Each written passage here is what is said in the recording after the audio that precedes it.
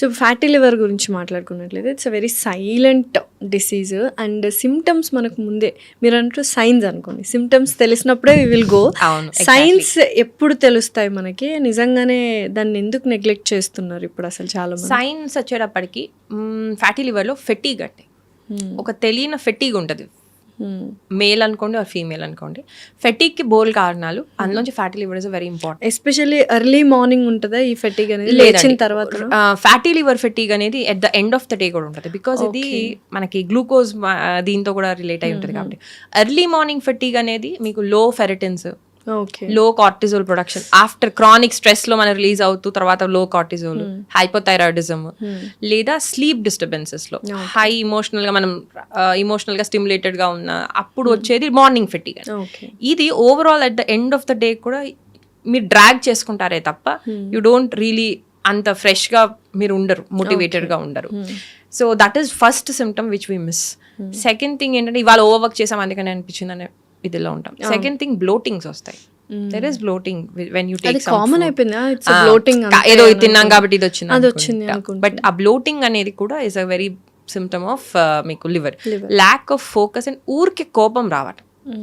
Anger అనేది emotion burden అనేది మీకు ఎక్కువగా లివర్ క్యారీ చేస్తుంది.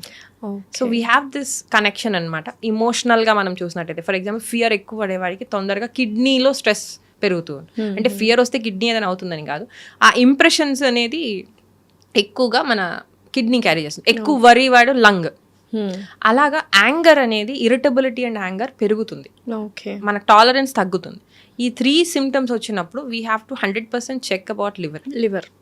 అండ్ అన్నెసెసరీ ఫ్యాట్ కూడా మీకు అప్పటి వరకు ఒకలాగా ఉండి దెన్ విసరల్ కానీ అబ్డామినల్ ఫ్యాట్ కనుక సడన్ గా పెరుగుతోంది అన్నప్పుడు కూడా go for a check for the liver.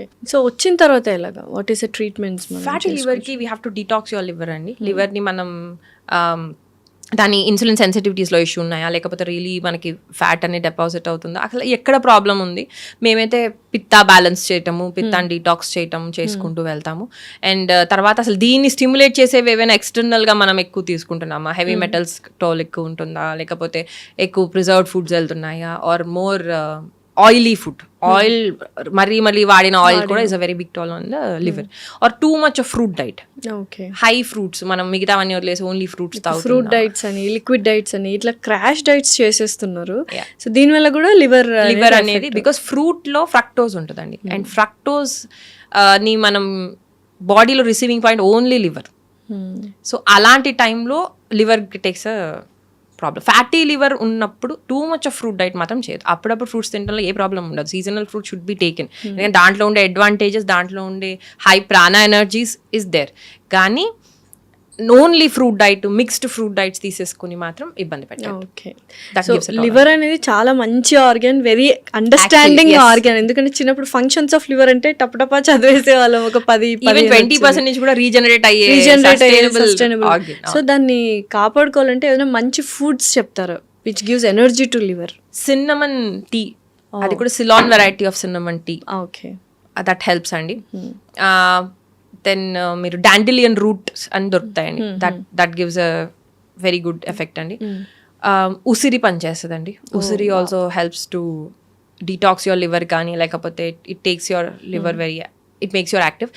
Any kind of spice helps you to clear the liver parts. But అది కూడా తీసుకోవాల్సిన క్వాంటిటీలో, దేనికైనా అది పాయింట్. ఫ్రీక్వెన్సీ, రిపిటీషన్ కాకుండా ఉండేది ఒకటి.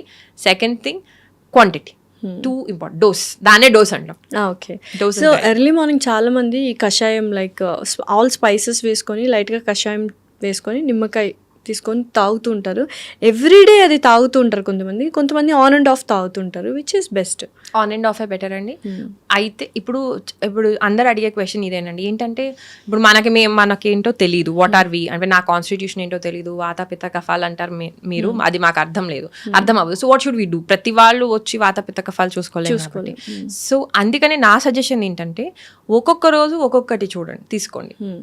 You will feel comfortable. అప్పుడు మీరు అన్ని రకాల డైట్ ఫుడ్ తీసుకుంటారు. డైవర్సిటీ పెంచండి. ఒకటే రిపీట్ ఫర్ లాంగ్ టైం పెట్టుకోవద్దు. దెన్ ఇప్పుడు సపోజ్ మీరు ఇవాళ నేను ఓట్స్ తిన్నాను, దెన్ ఇట్స్ ఓకే. ఒక 2-3 days తర్వాత you have something else, barley తీసుకోండి which is also rich in beta glucagon. అలా మార్చుకుంటూ వెళ్ళండి. It's not only about this. మీరు సీడ్స్ ఇవాళ ఒక 2 రకాలు తిన్నారు, నెక్స్ట్ డే ఒకటి. అప్పుడు మీకు ఏంటంటే ఇన్ కేస్ ఏమైనా విరుద్ధాహారం ఏమైనా ఉన్నా కూడా your body will be able to balance it. అందుకని frequency, quantity and repetition of food అనేది చాలా important when you don't know your personality. Okay. So across the globe అందరూ ఫాలో అయ్యేది అలోపతి. బట్ ఏంటంటే ఎక్కువగా మెడిసిన్స్ తీసేసుకుంటున్నారు. చిన్న హెడేక్ వచ్చినా లేకపోతే చిన్న పిల్లలకు కూడా ఈజీగా ఇచ్చేస్తున్నారు మెడిసిన్స్ అనేవి. సో అది ఏమైనా లాంగ్ రన్లో ఎఫెక్ట్ అవుతుందా మనకు, లేదా ఓకేనా? లాంగ్ రన్లో డెఫినెట్లీ ఎఫెక్ట్ అవుతుందండి. ఎందుకంటే మనం అసలు ఎందుకు వస్తుందో ఆలోచించట్లేదు. మనం ఎట్లా, ఎందుకంటే మన మైండ్ సెట్ ఇప్పుడు ఎట్లా ఉందండి, ప్రాబ్లం ఉన్నంత వరకే మనం దాని గురించి ఆలోచిస్తున్నాం. వన్స్ అది కనుక వెళ్ళిపోయింది అనుకోండి, rarely we think about it. So నేను ప్రాబ్లమ్ని డీల్ చేయొద్దు అనట్లేదు. ఆ నిమిషం అది తీసుకున్నా డెఫినెట్లీ ఎందుకు వచ్చిందో కూడా ఆలోచించడం especially important, especially in case of health అండి. ప్రతిసారి రిపీట్ అవుతుంది. ఇప్పుడు ఫర్ ఎగ్జాంపుల్ ఎవ్రీ పీరియడ్లో మీకు హెడేక్ వస్తుంది. ప్రతిసారి మీరు హెడేక్ పిల్ని యూ కాంట్ పాపప్. ఎందుకు వస్తుంది? పీరియడ్ కాబట్టి వస్తుంది? నో. అప్పుడు అందరికీ రావాలి. That thinking, so approach of patient and doctor should change. Change అయితేనే there is health development. లేకపోతే there is always a disease. అయితే ఇది ఇంకొక లైక్ ఇది సొంతంగా తెలుసుకున్న విషయం, అది కరెక్ట్ రాంగ్ మీరే చెప్పండి.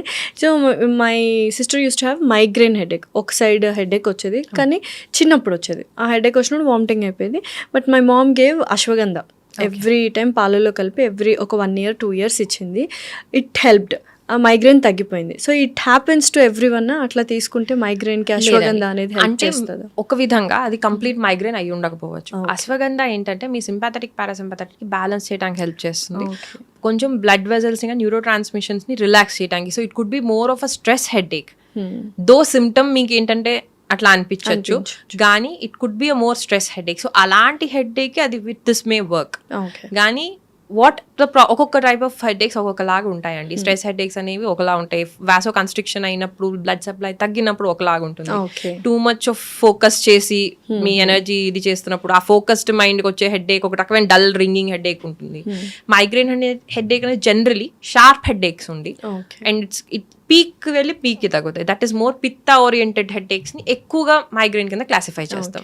వాటికి లివర్ నుంచి డిటాక్స్ చేసుకుంటూ వెళ్తే దట్ గెట్స్. సో యూజువల్గా అశ్వగంధ కానీ కుర్క్యుమిన్ కానీ ఇలాంటివి ఆయుర్వేదాలో ఎక్కువగా యూస్ చేస్తుంటారు యాజ్ అ మెడిసిన్. సో న్యాచురల్గా అవి ఎంత హెల్ప్ చేస్తుంటాయి, మనం ఫ్రీక్వెంట్గా తీసుకుంటే బెటరా? ఇక్కడ నేను ఒకటి క్లారిఫికేషన్ చేద్దాం అనుకుంటున్నాను అండి. న్యాచురల్గా ఉండటం అంటే మన బాడీకి టాలరెన్స్ ఉన్నంత వరకే అది మనకి న్యాచురల్. ఏదైనా సరే దో న్యాచురల్, మీరు ఎక్సెస్ తీసుకుంటే ఇట్స్ హార్మ్ఫుల్. సో న్యాచురల్ కదా అని మనం రెగ్యులర్గా తీసుకోవటము లేకపోతే డైలీగా వాడటం అనేది కరెక్ట్ కాదు. ఎవరికి ఎంత నెసెసరీయో అంత వాడటమే కరెక్ట్. సింథటిక్ కూడా మన బాడీ డిగ్రేడ్ చేసేసేంత వరకు no problem. So what is unnatural or synthetic అంటే ఎప్పుడైతే అది మన బాడీలో స్టక్ అయిపోతుందో and it starts causing an issue, అది though it's natural or synthetic it is a problem. Okay. So దినచర్యలో ఇది హెల్దీ దినచర్య ఇలా చేస్తే మనం కొంతవరకు డిసీజెస్ని పోస్ట్ పోన్ చేయొచ్చు, లేకపోతే రాకుండా చూసుకోవచ్చు అనే దినచర్య ఏమైనా ఉందా? Like normal settled daily routine? Actually అయితే కాన్స్టిట్యూషన్ బట్టి వేరియబుల్ అండి. బట్ ఒక సింపుల్ గా చెప్పాలి అంటే నా ఉద్దేశంలో రైజ్ బిఫోర్ సన్ రైజ్ అండి, at least 15 minutes. Okay. And then మీరు పొద్దున్నే ఏదైనా హ్యావ్ సమ్ టీ అంటే మిల్క్ టీ కాదు, 100% avoid milk tea and coffee. మామూలుగా ఏదైనా డికాషన్ విత్ జింజర్ అనుకో, ఒక రోజు నో కాఫీ అండి. బ్లాక్ కాఫీ కూడా నో, బికాస్ లేచిన వెంటనే having a tea and coffee is a first wrong step for chronic gastro issues. So లేవగానే మైల్డ్ టీ తీసుకోవచ్చు వితౌట్ మిల్క్. వేడి నీళ్ళు, నెయ్యి కానీ ఆర్ ఎనీ జింజర్ టీ కానీ, అట్లాంటి ginger with water, no milk అండి, అది తీసుకుని హ్యావ్ ఎనీ ఫ్రూట్ కానీ, ఆ సీజనల్ ఫ్రూట్ ఏదైనా మీరు స్టార్ట్ చేసుకుని then exercise for 15 to 20 minutes, anything, aerobic అనుకోండి, స్ట్రెంథనింగ్ అనుకోండి. నా ఉద్దేశంలో morning exercises plays a very good role, పిల్లల్లో కూడా ఇంక్లూడింగ్. తర్వాత యూ స్టార్ట్ యువర్ డే అండి, అండ్ హ్యావ్ బ్రేక్ఫాస్ట్ మీరు ఉండగలిగితే ఉండండి, బికాస్ ఇప్పుడు ఉండే లైఫ్ స్టైల్కి అంత బ్రేక్ఫాస్ట్ నెసెసిటీ ఉండట్లేదు, depends on what you eat. ఒకవేళ తినాలనుకుంటే క్వాంటిటీ ఆఫ్ బ్రేక్ఫాస్ట్ తక్కువే ఉండటం బెటర్, బికాస్ మనది ఎక్కువ సెడెంటరీ లైఫ్ స్టైల్ అయిపోతుంది. లేదా మీది కనుక ఏదైనా వర్క్ చేస్తున్నారు ఆర్ ఫిజికల్ వర్క్ ఎక్కువ ఉందంటే then you can have a good amount of breakfast కూడా ఫస్ట్ దాంట్లో ఫ్యాట్ అండ్ ప్రోటీన్ ఎక్కువ ఉండి కొంచెం కార్బ్ తగ్గితే బెటర్ మీకు బేస్డ్ ఆన్ దిస్ ప్రోటీన్ భాషలో. ఇంకా డీప్ గా అయితే we go with the constitution, A kind of food better, pongal బెటరా ఆర్ అలాగా. And have all kinds of food, like ఒకరోజు మీరు కనుక దోశ తింటే ఒకరోజేమో ఇడ్లీ తినండి, ఒకరోజేమో ఓట్స్ తినండి, ఒకరోజు పోహా తినండి. You have all the variety of food with quantity తక్కువ. ఒక ఇప్పుడుండే యావరేజ్ లైఫ్ స్టైల్కి అయితే తక్కువ క్వాంటిటీ బెటర్. మధ్యాహ్నం ఫుడ్ 12:30 to 1 లోపల తీసుకునేటట్టు, అండ్ అందులో అన్ని రకాలు కూర, పప్పు, చారు ఉండేటట్టు చూడు. కర్డ్ ఈవినింగ్ పూట 7:30-8 ఆర్ మాక్సిమం బై 7 to 8 లోపల కనుక అవి కొట్టుకోగలిగితే ఇట్స్ మోర్ అడ్వైజబుల్ అండి. 3 times of food is an basic thing, 2 times is more healthier. 100%. కానీ మన లైఫ్ స్టైల్ బట్టి, మన యాక్టివిటీ బట్టి దాన్ని బ్యాలెన్స్ చేయండి. ఇప్పుడు మా ఒక డిసీజ్ అసిడిటీ ఉన్న వాళ్ళకి తీసుకుని నేను 3 times by 2 times తీసుకుంటే it will not healthy person. 2 times is enough. It's a good thing అండి. మధ్యలో స్నాకింగ్ ఎంత అవాయిడ్ చేయగలిగితే అంత better. That is very important. ఇంత చేసి 2 times తీసుకొని స్నాకింగ్ ఎక్కువ అయిపోతుంటుంది, యూజ్ లేదండి. దెర్ ఇస్ నో యూజ్ అన్నమాట. సో తినేదేదో ఆ టైంలో మనం ప్రాపర్ గా తింటాం ఇస్ కరెక్ట్. అండ్ టైంకి పడుకోండి. That's what I would give everybody suggestion, like maximum by 10 మీరు కనుక పడుకుని సూర్యోదయానికి ముందు అట్లీస్ట్ 15 minutes ముందు ఆ సైకిల్ మనం మెయింటైన్ చేయగలిగితే కొన్ని హెల్త్ ప్రాబ్లమ్స్ చాలా వరకు క్లియర్ అయిపోయి మనకు తెలియని కూడా it will be taken care. ఎందుకంటే ఆ పడుకోగలుగుతున్నాము అంటేనే we are able to balance parasympathetic. And ఒకవేళ పడుకోలేకపోతున్నాం అంటే డీల్ విత్ ఇట్ అండి. ఎందుకు పడుకోలేకపోతున్నాము, ఎందుకు we are reading at that time, why we are doing this అనేది, that's what I would suggest. Definitely. మనం ఇప్పుడు పంచభూతాల్లో మనం ఎక్కువగా కనెక్టెడ్ ఉండేది నేలకి, రైట్? సో దానికి మనము గ్రౌండింగ్ అనే వర్డ్ ఎక్కువగా వినిపిస్తుంటుంది. మనం ఎంత కనెక్టెడ్గా ఉంటే మనకు చాలా హెల్త్ బెనిఫిట్స్ ఉంటాయి. సో ఇదివరకు కాలంలో ఏంటంటే మట్టి నేల కానీ, దొడ్డి కానీ, లేకపోతే ఒక వరండా అనేది చాలా కామన్ గా ఉండేదండి. ఇప్పుడు ఏంటంటే మనకి ఆ మట్టి కూడా మట్టి అయిపోయి మనం క్లీన్లీనెస్ ఫ్రీక్ అయిపోయి, సో వీఆర్ డూయింగ్ మొత్తం అంతా కూడా మనం సిమెంటింగ్ చేసేస్తున్నాం. సో దీంతో ఏమవుతుందంటే అండి, బేసికల్ గా మన వోల్ట్ ఏదైతే ఉంటుందో, మనం ఓన్లీ కెమికల్ బాడీ కాదు, యాజ్ ఐ మెన్షన్. మనం we are also an electric body. మనలో ఎలక్ట్రిక్ వోల్ట్స్ కానీ ఎక్స్చేంజ్ ఆఫ్ అయాన్స్ అయ్యేది ఆ బేస్ మీదే. సో దాంతో ఆ వోల్ట్ అనేది ప్రాపర్ గ్రౌండింగ్ అనేది జరగదు, ఆ ఎక్స్చేంజ్ అనేది. So grounding is very important.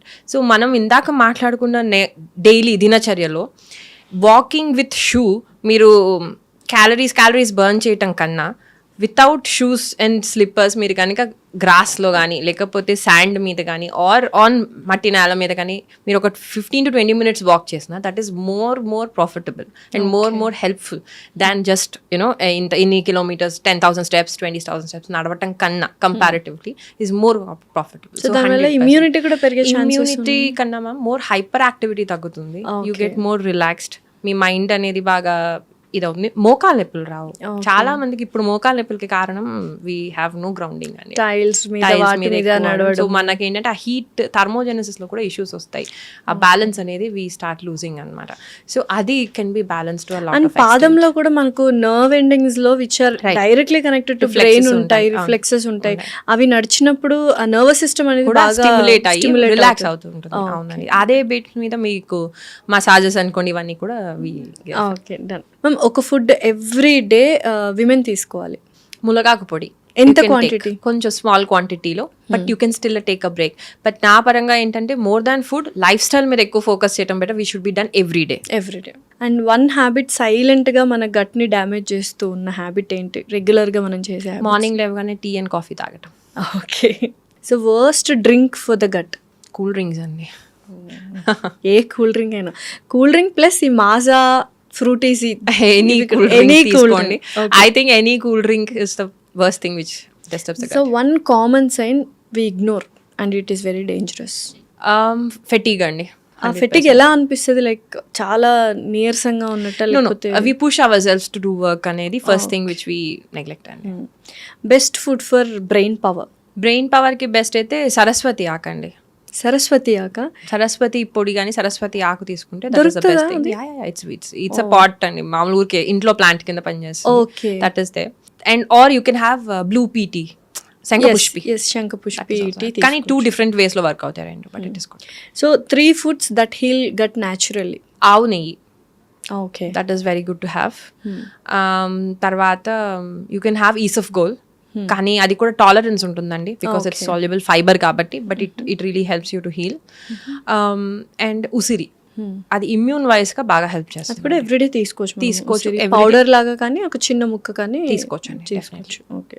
One daily habit that can transform our health. టైంకి పడుకోవటం, టైంకి తింటాం. Okay, thank you so much Nirlepa garu, thanks allot. Welcome.